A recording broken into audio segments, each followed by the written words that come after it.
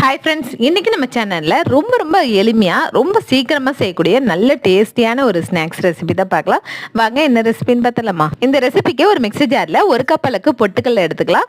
அதுக்கப்புறம் ஒரு 1/2 கப்புக்கு கொஞ்சம் கம்மியா சர்க்கரை எடுத்துக்கலாம். அது கூட 2 ஏலக்காய் சேர்த்துட்டு நல்லா ஃபைன் பவுடரை அரைச்சிட்டு வந்துடலாம். இப்போ இந்த அரைச்சிட்டு வந்த பவுடரை நம்ம நல்லா சலிச்சு எடுத்துக்கலாம். கட்டி இல்லாம இருக்கும், ரொம்ப நைஸா இருக்கணும் இந்த ரெசிபிக்கு.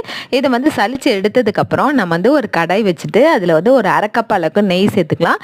நெய் சேர்த்ததுக்கு அப்புறம் அது ஹீட் ஆனதுக்கு அப்புறம் இந்த பவுடர் அது கூட சேர்த்து மிக்ஸ் பண்ணிக்கலாம். இப்போ மாவு சேர்த்ததுக்கு அப்புறம் ஸ்டவ் மீடியம் ஃப்ளேம்ல வச்சுட்டு ஒரு 10 நிமிஷம் மட்டும் மிக்ஸ் பண்ணுங்க. மாவு பார்த்தீங்கன்னா இந்த நெய்யை அப்படியே அப்சர்வ் பண்ணிக்கோ. அதுக்கப்புறமா நம்ம நெய் தடவின பிளேட்ல கண்டெய்னர்ல இல்லையா நீங்க மாத்திட்டு ஒரு 1/2 மணி நேரம் அப்படியே ப்ரெஸ் பண்ணி ரெஸ்ட் விடுங்க. செம்ம சூப்பரா அந்த கண்டெய்னர்ல இருந்து அப்படியே எடுக்க வந்துடும். சைட்ஸ் எல்லாம் கட் பண்ணிட்டு உங்களுக்கு பிடிச்சமான ஷேப்ல நீங்க பரிமாறலாம்.